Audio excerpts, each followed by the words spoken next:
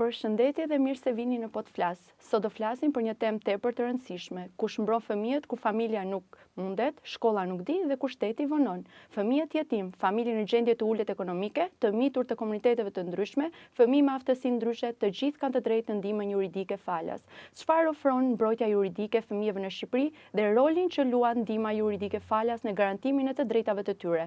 Për këtë kemi të ftuar Sindi Prifti dhe Helga Çela, përfaqësues të shërbimit të ndihmës juridike falas. Faleminderit që erdhët. Përshëndetje Sindi dhe mirë se erdhe në Podcast.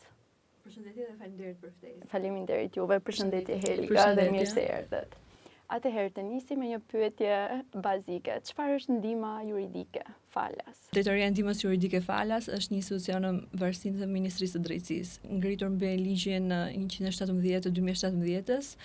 Për ndihmën juridike të garantuar nga shteti, fokusi dhe qëllimi i këtij institucioni është të ndihmojë personat në nevojë për të pasur akses të barabartë në drejtësi. Atëherë Helga, ju si pjesë e institucionit ku ju jeni pjesë ndihma juridike falas, ku duhet të drejtohet dikush në momentin që ka nevojë për ndihmë juridike? Atëherë, çdo person i cili është interesuar për ndihmë juridike falas mund të drejtohet pranë 20 qendrave tona të shërbimit të ndihmës juridike parësore, 13 klinikave të ligjit të cilat janë të vendosura pranë universiteteve me të cilat ne kemi marrëveshje bashkëpunimi dhe 14 organizatave jo fitimprurëse të autorizuara nga Ministri i Drejtësisë për dhënien e këtij shërbimi. Gjithashtu, për të ofruar ndihmë juridike parësore, në çdo rast mund të telefonohet në numrin tonë të gjelbër pa pagesë 0800 10 10 apo të drejtohet websajtit tonë zyrtar, faqeve tona të rrjeteve sociale apo edhe emailit tonë zyrtar dnf@drejtësia.gov.al.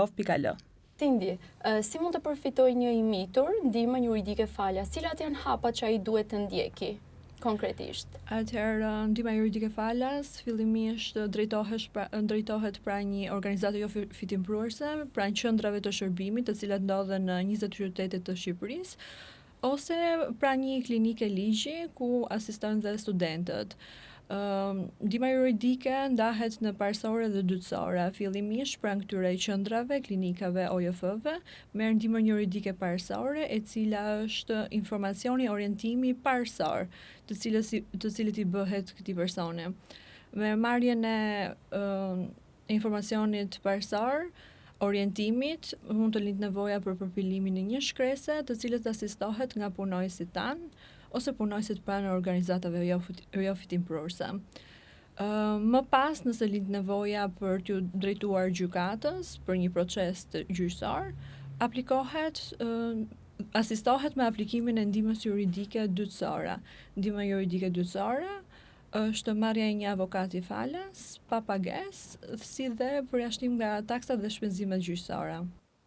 E qartë, atëherë ndahen pjesa e parë ndihma juridike falas është momenti që fillojnë pothuajse pjesa e regjistrimit ose pjesa e kërkesës që vjen nga një i mitur ose kushdo qoftë që përfitojnë nga kjo ndihmë. Pastaj, në momentin që ju shikoni, institucioni juaj shikon që personi që i drejtohet institucionit tuaj ka nevojë për të marrë këtë shërbim, ju vazhdoni dhe asistoni pjesën e dytë, ndihmën juridike falas, hapin e dytë, që vazhdojnë kundrejt gjykatave ose hapave dhe hallkave të tjera. Pra, nëse çështja është që duhet i drejtohet gjykatës për një proces gjyqësor, atëherë aplikohet dhe asistohet me aplikimin me ndihmë juridike dytësore. E qartë. Sa të informuar janë prindrit, fëmijët, familjet shqiptare për shërbimin që ju ofronin? Atëherë, duke qenë se drejtoria e ndihmës juridike falas është një institucion relativisht të ri, duhet themi që informimi është një nga sfidat tona më të mëdha, pasi jo të gjithë qytetarët kanë njohuritë e duhura për të dhe jo të gjithë e dinë që ne jemi një derë e hapur ku ata mund të drejtohen. Për këtë arsye, qendrat tona të shërbimit të ndihmës juridike falas bëjnë në çdo moment fushata ndërgjegjësuese për të njohur prindrit, fëmijët, stafin mësimor dhe çdo tjetër lidhur me ndihmën juridike falas dhe mundësitë e përfitimit të saj. Atëherë, normalisht ashtu siç edhe ju e përmendët, është diçka e re dhe pothuajse nuk janë të njohur dhe normalisht dhe një vështirësi ose një tjetër që ju hasni është pjesa e jo informimit që ne kemi si popull kundrejt kësaj çfarë ju ofroni. Dhe normalisht është pjesa e sensibilizimit që ju po punoni, ndoshta është edhe një hallk tjetër ajo çfarë i shtohet punës tuaj. Domethënë jo vetëm puna që merrni me persona që vinë kundrejt institucioneve tuaj, por edhe pjesa e sensibilizimit. Sa e vështirë është për ju? Atëherë, qendrat tona të shërbimit të ndihmës juridike parësore vetëm për këtë vit kanë kryer rreth 520 fushata sensibilizuese apo aktivitete sensibilizuese në qytete të ndryshme të Republikës së Shqipërisë, madje edhe në zonat më rurale. Dhe ky është fokusi jon, patjetër që është e vështirë për ne, por duhet të themi që deri tani të gjitha institucionet kanë qenë shumë bashkëpunuese me ne dhe kjo na ka krijuar mundësitë e duhura për të thënë atë që ne duam të themi dhe për të njohur më tepër publikun me ndihmën juridike falas. E qartë. Si e vlerësoni ju dhe institucioni juaj ndihmën që ofrohet kundrejt familjeve dhe qasjeve që ato kanë nevojë për ndihmën tuaj për situatën aktuale në Shqipëri? Mendoj se është një mekanizëm mjaft i mirë, i cili ndihmon vërtet personat vulnerabël, të cilët nuk kanë mundësi paguese që ta marrin privatisht avokatin, sidomos avokatin falas, por qoftë edhe një këshillim të thjeshtë tek një jurist apo një avokat kushton para. Dhe personat vulnerabël ndoshta e kanë të pamundur të gjejnë parat për ta marrë këtë shërbim. Kjo besoj pengon dhe aksesin në drejtësi për të gjithë, sepse jo të gjithë kanë mundësi për të paguar. Prandaj ky institucion besoj se është mjaft i mirë dhe mjaft ndihmues për ata persona të cilët nuk e kanë këtë mundësinë, por që nuk do t'i mohohet e drejta për askujt për të pasur një mbështetje, një asistencë dhe për të ndihmuar nga një avokat për çështjen e tij gjyqësore. Gjatë gjithë punës tuaj, nga momenti që ka filluar deri tani, cilat janë rastet më të shpeshta ato që kanë trokitur në institucionin tuaj? Cilat janë rastet që ju hasni çdo ditë dhe kërkojnë ndihmën tuaj çdo ditë dhe ju duhet të punoni me to çdo ditë?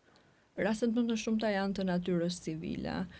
Kryesisht, sipas edhe statistikave që ne nxjerrim, janë zgjidhjet e martesës, kujdestarit të fëmijëve, si dhe çështjet e pronësisë. E qartë, sa të vështira vijnë këto raste tek ju në momentin që ju filloni që me hapin e parë që në dhënien e ndihmës së parë drejt deri asaj dhënjes së ndihmës dytësore, sa të vështira janë këto raste? Për shembull, zgjidhja e martesës, çfarë të Sindi përmendi, apo divorcet në momentin që duhet të ndahet pjesa ku duhet të qëndrojë fëmia te nëna ose te babai, ose raste të dhunës në familje, cilat janë rastet më të vështira që ju hasni në punën tuaj? Atëherë, unë mendoj se çdo rast ka rëndësinë e tij dhe çdo rast është i vështirë në kompleksitetin e tij. Ne, duke qenë se jemi edhe në fushatën e 16 ditëve të aktivizmit kundër dhunës me bazë gjinore, në këtë moment është vënë re një shtim i numrit të rasteve që vijnë nga dhuna në familje. Dhe duhet të themi që trajtimi i një viktime të dhunës është goxha i vështirë, por duhet pranojmë që punojësit tanë pranë qendrave të shërbimit të ndihmës juridike parësore, përveç se janë juristë të kualifikuar, janë gjithashtu edhe të trajnuar në pritjen e qytetarëve ashtu siç duhet dhe në trajtimin të anës tyre psikologjike. Çdo rast normalisht është i vështirë. Cili është një rast i vështirë që ju keni hasur vështirësi te pjesa e trajtimit? Atëherë, rastet më komplekse në fakt kanë të bëjnë me fëmijët. Fëmijët të cilët të miturit të cilët i drejtohen institucionit tonë, në përgjithësisht janë të çështjeve të tilla të natyrës penale. Flasim për viktima të dhunës, por dhe viktima të abuzimit seksual dhe të trafikimit. Ndoshta këto janë rastet më të vështira dhe për të trajtuar, duhet gjithmonë prania e një psikologu, duhet tepër kujdes në të folur, në të komunikuar dhe të ndihmohet është pak më urgjente si situatë dhe koha është ajo që nuk është në favorin e tyre në situata të tilla. Prandaj për ne ndoshta mund të jetë pak trajtimi i të cilat çështjeve mund të ketë një vështirësi pak më të madhe. Gjatë gjithë kësaj kohe që ju po punoni në terren, a keni vënë re ndryshime dhe cilat mund të jenë ato ndryshimet e mëdha ose të vogla ndërmjet zonave rurale dhe atyre urbane në dhënien e ndihmës tuaj? Atëherë, patjetër që në qytetet e mëdha njerëzit janë edhe më të informuar, duke qenë se edhe vendosja e qendrave është më afër pikave kryesore të këtyre qyteteve. Qendrat e shërbimit ndihmës juridike parësore janë zakonisht të vendosura në godinat e gjykatave, të ish-gjykatave apo pranë bashkive dhe këshilleve të qyteteve. Por që në mënyrë që ne të bëjmë informimin e duhur edhe në zonat rurale, Drejtoria e Ndihmës Juridike Falas ka krijuar një mekanizëm firmosjeje të marrëveshjeve bashkëpunuese. Në të hap tonin ka shëndetshëm na ka mbështetur Organizata për Siguri dhe Bashkëpunim në Europë dhe ne deri tani kemi firmosur për këtë vit rreth 7 marrëveshje bashkëpunimi me bashki të vogla, ku më të fundit ishin Bashkia Finish dhe Bashkia Delvin. Normalisht dhe është kjo pjesa duke bashkëpunuar pothuajse me shumë institucione të shpërndarë në qarqe të ndryshme të Shqipërisë, edhe puna juaj fillon dhe shpërndat më shumë dhe sensibilizimi edhe njohja edhe zonave rurale, normalisht që mund të marrë atë informacionin e duhur çfarë edhe zonat urbane kanë. Patjetër, dhe duhet të themi që në zonat rurale bashkitë janë pika kryesore e kontaktit të qytetarëve me institucionet shtetërore. Dhe ne duhet të themi që një numër shumë i madh i rasteve tona vijnë pikërisht nga referimi që bashkitë bëjnë pranë nesh. Okej, ajo çfarë unë doja të pyesja është, a kemi një bashkëpunim të mjaftueshëm me institucionet tuaja dhe bashkitë përkatëse çfarë ju përmendët pak më parë? Patjetër, ne kemi një bashkëpunim të mjaftueshëm, i cili patjetër që ka vend për përmirësim dhe shpresojmë të rritet edhe më shumë. Kjo është edhe si pasojë fushatave sensibilizuese që bashkitë dhe qendrat tona bëjnë me njëra tjetrën, por edhe me një sër institucionesh të tjera, takime ndërinstitucionale, të cilat ne na japin mundësinë për të folur më tepër mbi ndihmën juridike falas. Një nga institucionet me të cilën një nga instancat me të cilat ne bashkëpunojmë është edhe Drejtoria e Shërbimit Social, ku më së fundmi në qendrën tonë të Kurbinit, nga ana e tyre u referua rasti një vajze minorene e cila ishte viktimë e dhunës në familje. Dhe normalisht pastaj fillon edhe pjesa tjetër. Më pas fillon edhe pjesa jonë e trajtimit të këtij rasti dhe e bashkëpunimit edhe të mëtejshëm edhe me pjesën tjetër të instancave shtetërore. E qartë. Si garantohet siguria, të lëmë të, do të thënë edhe paragjykim, se s'dua ta them paragjykim prandaj. Si garantohet siguria ose mirëqenia e këtij fëmie gjatë procesit të trajtimit tuaj në rasti që një mitur vjen ose një fëmijë kërkon ndihmë nga ju, dhe në momentin mund të jetë një rast dhune, një rast abuzimi, një rast në vepër penale, si arrin që ju të garantoni sigurinë e këtij fëmie gjatë gjithë procesit të trajtimit nga ana juaj si institucion? Një nga parimet tona është diskrecioni, prandaj ne të çdo personi në fakt që na vjen dhe kërkon ndihmë juridike, të dhënat e tij janë mjaft të fshehta.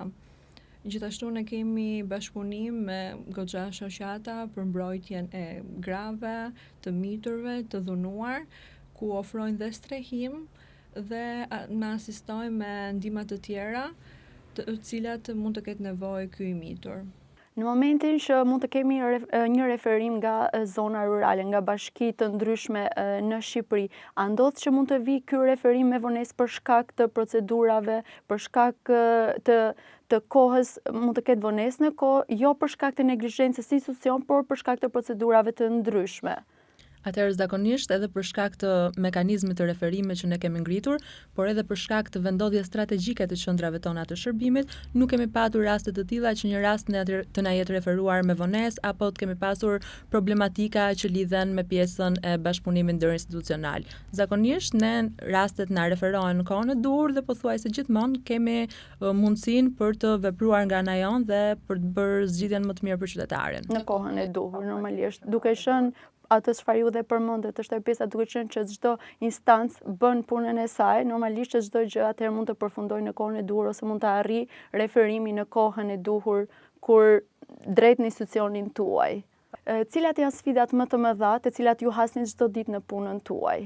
Atëherë në punën tonë të përditshme, duke u bazuar dhe të roli im si koordinatore për të drejtën e informimit, por edhe si një person i cili jam përgjegjës për pjesën e aktiviteteve sensibilizuese të qendrave tona, duhet themi që pjesa më e vështirë patjetër është dhënia e një përgjigjeje për qytetarët të cilët kërkojnë informacion për ne në momentin e duhur, duke vënë në lëvizje çdo drejtori dhe çdo sektor brenda drejtorisë tonë, në mënyrë që qytetarët të kenë një përgjigje të shpejtë, dhe patjetër pjesa tjetër më e rëndësishme është koordinimi i aktiviteteve sensibilizuese. Duhet gjithmonë që të jemi një hap përpara me koordinimin, në mënyrë që asgjë mos na dështojë dhe në mënyrë që ndihma juridike falas të përcillet siç duhet tek qytetarët. Dhe në momentin e duhur, besoj kjo është në momentin e duhur.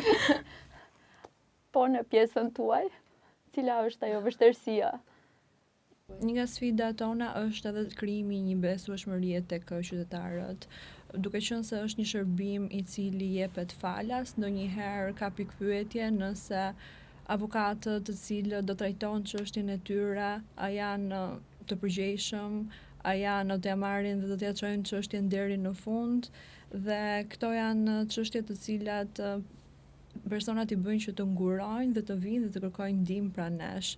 Mund të ndani me ne një rast që ka qenë një rast suksesi në punën tuaj? Se mund të ketë shumë raste, por një që ka qenë i vështirë dhe normalisht keni nisur që nga ndihma e parë dhe deri në konkretizimin ose finalizimin me sukses të punës tuaj. Atëherë një nga rastet e suksesit, e cili përfshin dhe të miturit, është pikërisht një rast suksesi i ardhur pak kohë më parë nga qendra jonë e shërbimit të ndihmës juridike parësore Tiranë. Juristja jonë pranë qendrës kishte trajtuar rastin e një zonje e cila sapo ishte divorcuar nga bashkëshorti dhe kërkonte regjistrimin e fëmijës saj të mitur në një çerdhe publike në Tiranë. Duke qenë se regjistrimet sapo kishin nisur, zonja e kishte pasur tepër të vështirë të drejtohej personalisht pranë çerdheve dhe të arrinte regjistrimin e vogëlushes. Fal ndërhyrjes juristes son pranë qendrës, fal dërgimit të një shkresë zyrtare të institucioneve përkatëse, vogëlushi arriti të regjistrohej në çerdhe pikërisht në kohën e duhur. Kjo me vërtet është një rast suksesi dhe normalisht fal punës suaj. Por doja të pyesja dhe shumë interesant ajo çfarë edhe ju keni thënë gjatë gjithë kësaj kohë pjesa informimit dhe sensibilizimit dhe besueshmëria. Si arriti zonja të kontaktonte me ju dhe si arriti normalisht të ishte dhe të vazhdonte procedurën, normalisht të merrte ndihmën e parë nga ju? Atëherë zonja, fal fushatave tona sensibilizuese, duke vizituar edhe faqet tona të rrjeteve sociale, arriti të gjente vendodhjen e qendrës sonë të shërbimit të ndihmës juridike parësore në Tiranë, e cila është një pikë vërtet strategjike pranë Ministrisë së Drejtësisë, dhe atje arriti të lidhte kontaktin e menjëhershëm me juristën tonë pranë qendrës. Kjo është me vërtet një punë shumë e mirë nga ana juaj dhe normalisht si ky rast mund të ketë edhe raste të tjera, besoj pafund. Ne kemi një numër shumë të madh rastesh, përveç rasteve me të mitur, kemi rastet e trajtimit të pronave ku shumë qytetarë janë pajisur me certifikatën e pronësisë, apo rastet tjera të cilat lidhen me përfitimin e pensioneve apo me gjetjen e viteve të punës pranë sigurimeve shoqërore. Por duhet të themi që kjo është vërtet ajo pjesa e mirë e punës tonë dhe ajo pjesa që ne na bën vërtet të lumtur të shohim qytetarët që zgjidhin për problemet e tyre dhe mbi të gjitha janë falas. Dhe mbi të gjitha i zgjidhin falas. Dhe të gjitha janë të sigurta dhe është ajo pjesa që të gjitha të besueshëm dhe secili nga ju bën ato punën tuaj në mënyrën më profesionale të mundshme, besoj. Patjetër, dhe duhet patjetër që përveç punës tonë si drejtori, është edhe puna e juristëve pranë qendrave, e cila ka një vlerë shumë të madhe në këtë pjesë. Normalisht, sepse ju të gjithë, përderisa jeni institucion, secili ka të rëndësinë e tij. Por duke qenë se ato janë në vijën e parë të kontaktit me qytetarët, atëherë puna e tyre është vërtet tepër e rëndësishme. E qartë. Në një raport të punës suaj gjatë vitit 2025, sa raste mund të keni trajtuar, sa raste kanë kërkuar ndihmë në institucionin tuaj për ndihmë juridike falas të mitur fëmijë? Atëherë të mitur kanë përfituar ndihmë juridike parësore si dhe dytësore 160 raste. Në total, për periudhën janar-tetor 2025, janë diku tek 5600 raste të trajtuara. Në total, në të gjithë Shqipërinë. Dhe kjo është një numër me vërtet i madh. Dhe mendoj që janë të gjitha rastet të cilat kanë marrë atë çfarë ata kanë kërkuar shërbimin e nevojshëm dhe besoj që rezultati ka qenë efektiv. Po në momentin që nuk kemi marrë në ndihmën e parë ose në ndihmën e dytë, në dhënien e ndihmës së dytë juridike, nuk kemi marrë atë çfarë personi ka shërbimin e nevojshëm ose atë çfarë ai dëshiron. Çfarë ndodh në këto raste? Referohet në institucione të tjera? Atëherë, në rastin e ndihmës juridike parësore, të cila është këshillimi por edhe orientimi, ne kemi bashkëpunim me shumë institucione, shërbimi social dhe institucione të tjera, të cilën fillimisht i çojmë një shkresë ku ne paraqisim gjithë problematikën dhe më pas dhe kemi takime të vazhdueshme me ta, me të cilën i paraqisim çdo problematikë të personit që personi ka. Përveç pjesës që institucioni juaj normalisht merret me informimin, vendimarrjen dhe ndjekjen e rasteve, çfarë konkretisht tjetër bëni ju në institucionet tuaja? Atëherë, qendrat e shërbimit të ndihmës juridike parsorë kanë një kalendar vjetor aktivitetesh, i cili duhet realizuar dhe në bazë të planit ton vjetor të punës, por edhe në bazë të rekomandimeve të cilat ne na kanë ardhur nga KLSH-ja. Në këtë kalendar vjetor aktivitetesh janë të përfshira një shumëllëshmëri ditësh botërore në të cilat ata duhet të zhvillojnë aktivitete në mënyrë që të kryejnë sensibilizimin e disa kategorish të caktuara të qytetarëve. Në më saktë, për sa i përket pjesës së të miturve, ka disa ditë botërore në të cilat qendrat e shërbimit të ndihmës juridike parsorë bëjnë aktivitete sensibilizuese qoftë pranë shkollave për të ndërgjegjësuar mbi të drejtat e tyre jo vetëm të miturit, por edhe stafin mësimor, por edhe pranë instancave të tjera, bëjnë takime ndërinstitucionale në të cilat flasin për mënyrën e trajtimit të miturve apo dhe mënyrën se si mund të gjetë një zgjidhje për ta. Mund të përmendim disa ditë botërore në kuadër të cilave të gjitha qendrat tona kanë krijuar më tepër se 20 aktivitete. Dhe më fal, këto ndodhin në të gjithë Shqipërinë dhe jo vetëm Tiranë. Këto ashtu siç ju funksiononi në zinxhir institucionesh. Në të gjithë territorin e Republikës së Shqipërisë, nga jugu në veri. Qendrat tona kanë kryer aktivitete në ditën botërore të fëmijëve në 1 qershor, në 4 qershor, në ditën botërore të fëmijëve viktima të agresionit, kanë kryer aktivitete në kuadër të ditës botërore të vajzave të mitura, aktivitete ndërgjegjësuese më të fundit të cilat lidhen me të miturit janë aktivitetet e 18 nëntorit të ditës ndërkombëtare të parandalimit të shfrytëzimit seksual të fëmijëve, abuzimit dhe dhunës. Dhe duhet të themi që janë aktivitetet të cilat janë vërtet frytëdhënëse, të cilat bëjnë jo vetëm informimin e qytetarëve në moshë magjore, por edhe të miturve. E qartë. Më konkretisht, cilat janë të miturit të cilët përfitojnë ose cilat janë të miturit të cilët ju keni trajtuar konkretisht në institucionet tuaja? Atëherë janë të mitur të cilët janë viktima në një proces gjyqësor, por edhe të miturit në konflikt me ligjin. Gjithashtu kemi trajtuar rastet të miturve të cilët kanë probleme me kujdestarin e tyre ligjor, të mitur të cilët janë dhe ndodhen në jetimore, të mitur të cilët janë me aftësi të kufizuar, apo janë përfitues të skemave të mbrojtjes sociale, të mitur të abuzuar seksualisht, trafikuar ose dhunuar nga familja. E qartë, këto janë një kategori përfituese nga lloji shërbimit të cilet ju ofroni. Nga të gjithë këto raste, si kanë arritur ata të jenë në kontakt me ju? Kanë ardhur të referuar apo kanë kërkuar ndihmë vetë? Përgjithsisht në rastet më të mëdha, ata paraqiten së bashku me prindin ose kujdestarin e tyre ligjor.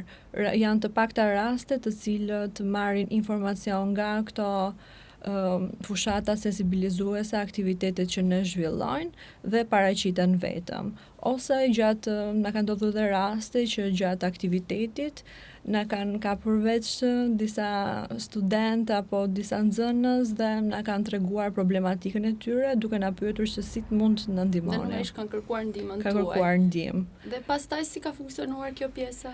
Atëherë ne kemi lënë një takim, punojësit e qendrës kanë lënë një takim të cilën janë ulur në privatësi dhe kanë diskutuar për problematikën, për çështjen e tyre dhe për mënyrën e zgjidhjes. E qartë. Po në momentin që një fëmijë mund të jetë i dhunuar në familje dhe normalisht e kërkon ndihmë nga ju, por është i mitur dhe nuk merr miratimin e prindërve që të marrë një ndihmë juridike. Çfarë ndodh në këtë moment? Keni patur raste të tilla, si ka funksionuar ose si mund të funksionojë nëse nuk kemi patur raste të tilla? Sipas ligjit ton, konsiderohet si kategori përfituese një i mitur i cili ka problematikën me kujdestarin e tij ligjor dhe mund të iniciojë një proces gjyqësor edhe pa miratimin e tij, e kujdestarit ligjor.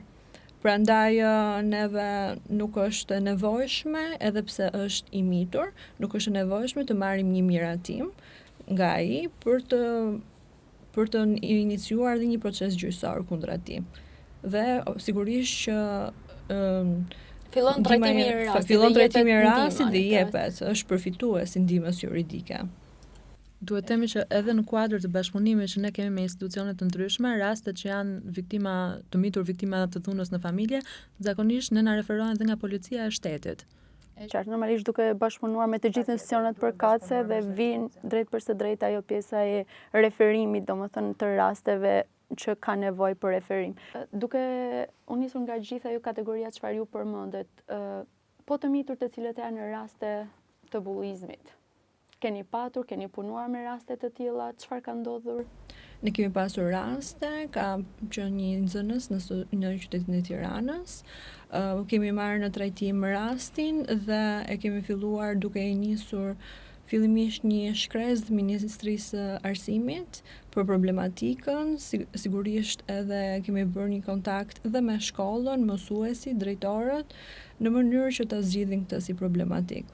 Çështja më pas ka vazhduar në proces gjyqësar dhe tani ndodhet në proces gjyqësar. Është në pritje të vendimit. E qartë, dhe normalisht duke qenë kjo bashkëpunimi që ju keni, normalisht shkolla, psikologu i shkollës ose psikologu normalisht është pjesë e gjykatave, normalisht është ajo pjesa që duhet të jetë në dhënien e ndihmës sa më profesionale tek rastet të cilët ju trajtoni. Në fakt mund të shtojmë që personi që në momentin e parë që është paraqitur për pjesën e bullizmit, i është vënë në dispozicion një psikolog nga institucioni ynë, që në momentin e parë që ka nisur trajtimi i rastit nga ne. Më pas edhe vazhdimi i bashkëpunimit me institucionet e tjera. E qartë. Cilat janë planet ose aktivitetet ose vendimet që ju keni për të ardhmen në lidhje me të miturit dhe fëmijët? Patjetër që për çdo kategori përfituese ndihmës juridike falas, por veçanërisht për të miturit, ne synojmë të rrisim numrin e aktiviteteve ndërgjegjësuese dhe sensibilizuese për ta.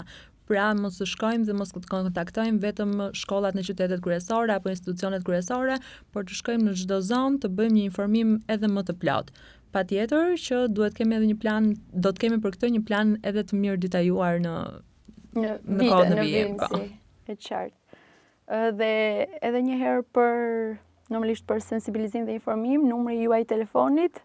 Atëherë numri ynë i gjelbër është pa pagesë, është 0810 10 dhe gjithashtu mund vizitoni faqen tonë zyrtare ndihmajuridike.gov.al.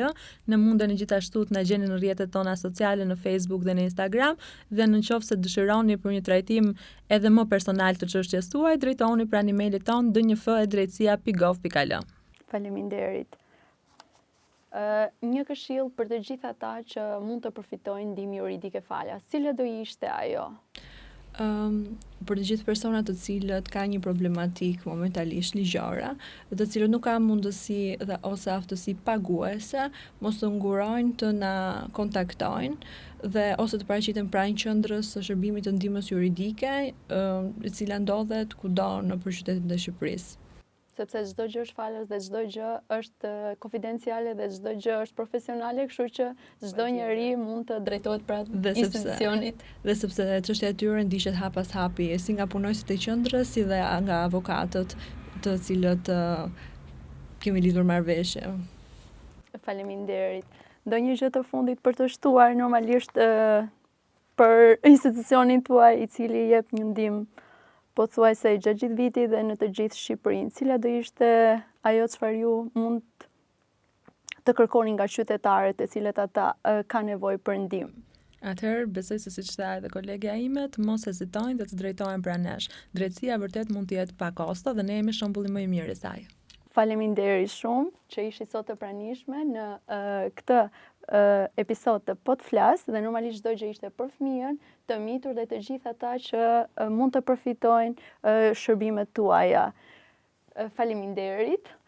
Mirupafshim dhe shihemi në episodin tjetër të radhës të Po të flas.